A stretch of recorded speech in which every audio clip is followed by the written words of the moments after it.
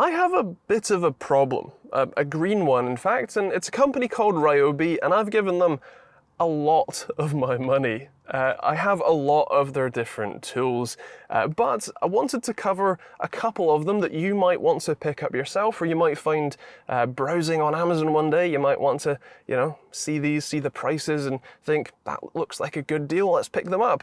I thought I would talk you through them first, because I've had these I think I've had this one for about 5 years now, and this one is a good, 4 years?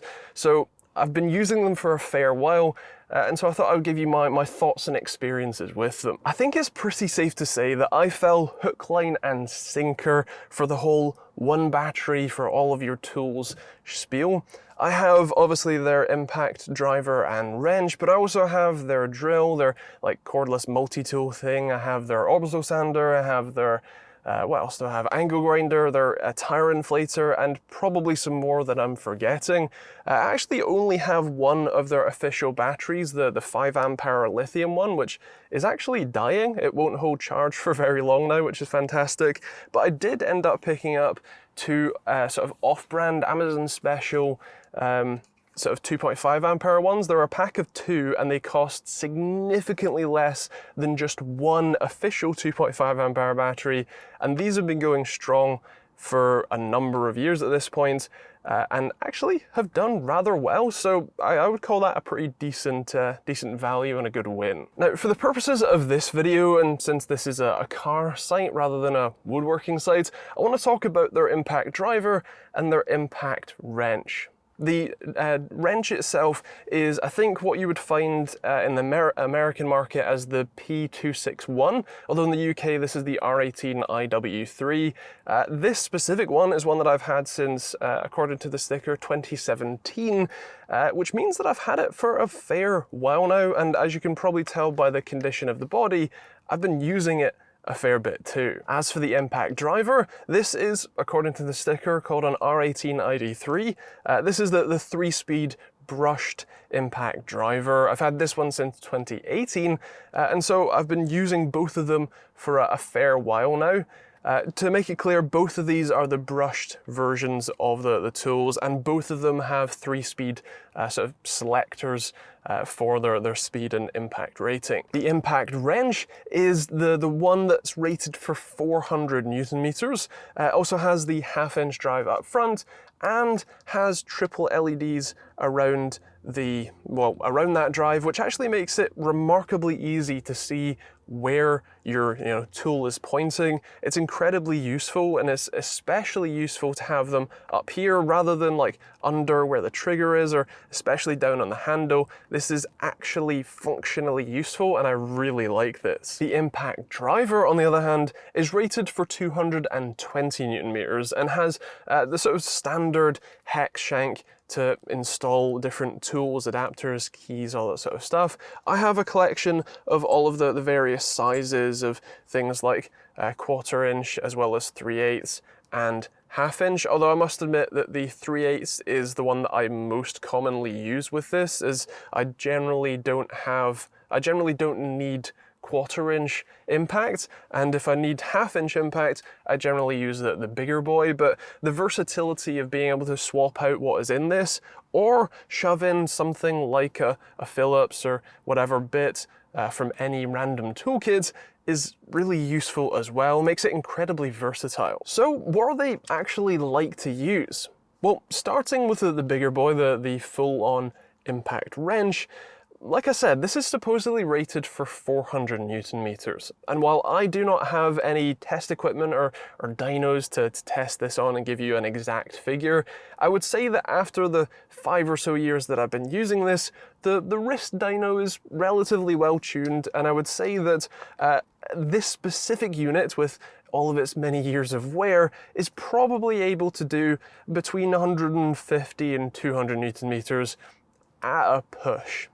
In some cases, we've had it really struggle to take off even standard wheel bolts that are torqued to 120 Newton meters, so it can vary, but on the whole, there isn't too many different occasions where we're sitting there wishing we had a stronger impact, although there are definitely a few key notable moments, so come and goes there. On top of the power difference between the claimed and the more actual figure, I would also mention that with all Ryobi tools, especially the brushed ones, these things stink like a champion. Any level of pressure on that trigger makes the brushes smoke up quite badly and smell really badly, almost instantaneously. It's honestly remarkable this thing is still working at all. I haven't disassembled this to look at the brushes, but I'm actually really surprised that this is still going after this many years. We have been relatively gentle with it. We generally don't push it too hard, but yeah, it's something that you'll definitely need to get used to if you have some of these brushed Ryobi tools. These things stink like a champion. And it's also worth noting that when you are really giving it the beans, this thing shakes around in your hand like mad, or more specifically, it shakes itself like mad. It feels like it's going to, snap into a million pieces at any second, so you do generally have to kind of baby it and be a bit careful with when you're, giving it full beans. The 3-speed switch up at the top rarely ever comes out of the 3 position, and that's because the trigger modulation and the control that the trigger offers is perfectly fine.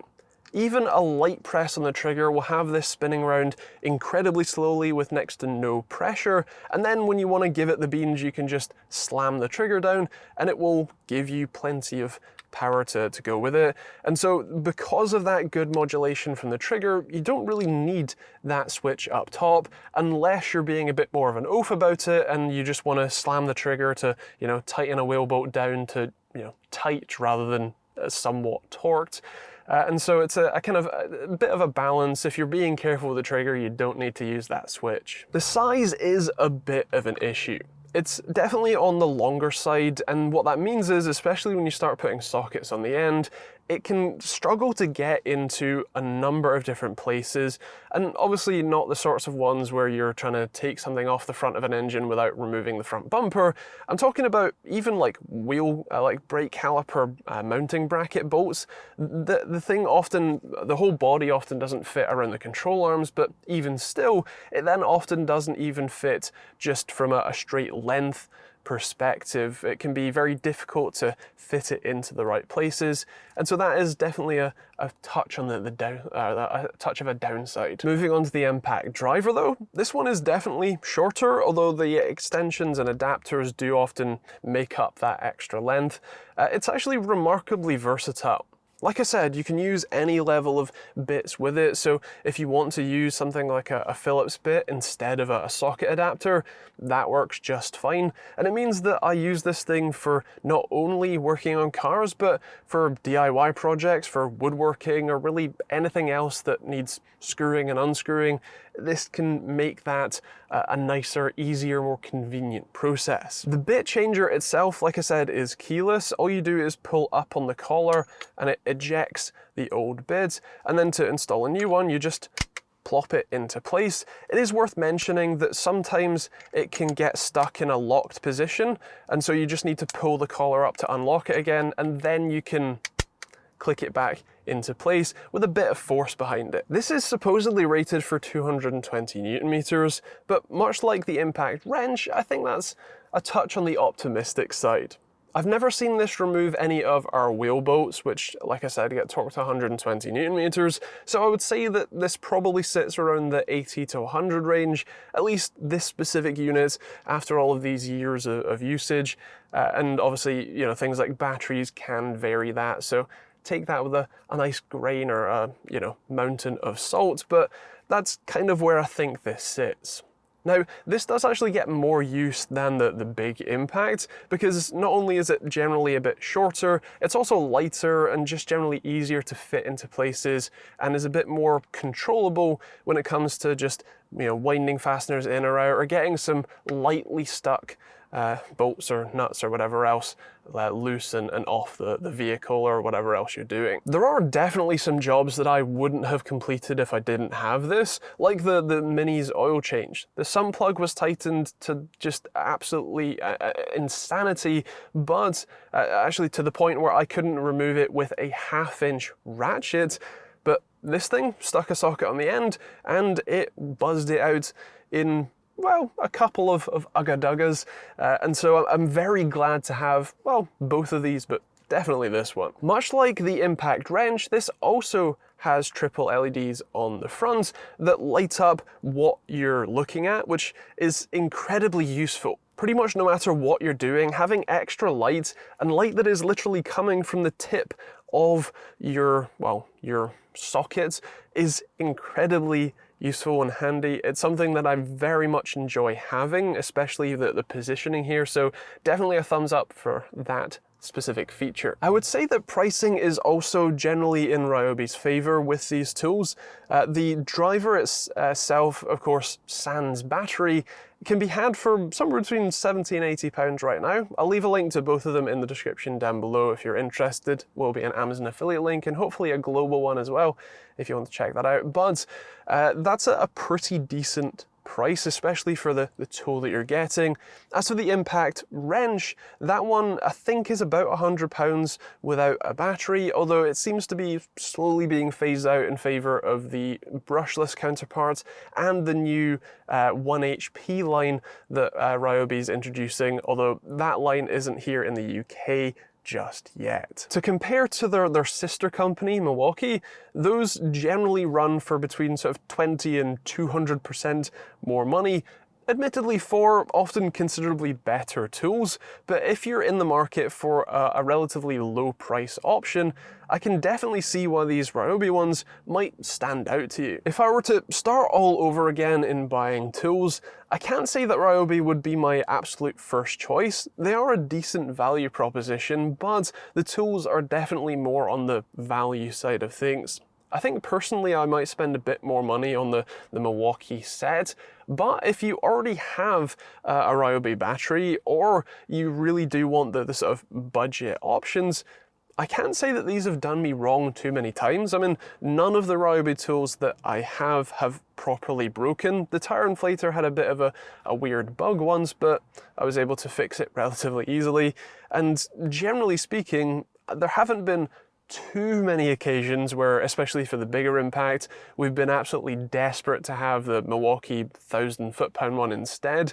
There have definitely been some, but again, for the general usage that these get used for, I can't say that I'm too mad about having them. If you're willing to hold out a bit, their new P262 1 HP Plus Impact, which is a brushless Impact, offers significantly more torque and more power, and actually should be a little on the slightly higher quality side. Unfortunately, that isn't here in the UK just yet, nor it seems are the 1 HP batteries, but when they are, that might be a good option. Although, like I said, if you're willing to spend a slightly higher price tag, then the Milwaukee tools might work out better for you instead, especially if you're more than just the average home gamer working on your own and your friends and family's cars. With that said, those are my thoughts. I would love to hear yours in the comments down below, especially if you have these Impacts yourself, or maybe you have the Milwaukee counterparts or a different brand entirely. I would love to hear your thoughts on how they compare to yours or to the other tool brands instead. If you want to pick up either of these or some of the Ryobi batteries, like I said, I'll leave some affiliate links in the description down below that you can check out. Those take you to Amazon. Hopefully they'll take you to your local Amazon store where you can see pricing whenever you watch this and maybe pick one up yourself if you fancy. There'll also be a load of other both links in the description, like merch hoodies or t-shirts like this one if you want to support the channel, or you can do so more easily by just hitting that subscribe button and turning the bell notification icon. And of course, share the video with anyone who you think it might be relevant to see.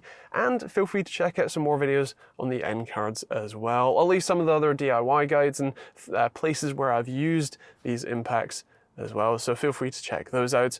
Otherwise, thanks for watching, we'll see you in the next video.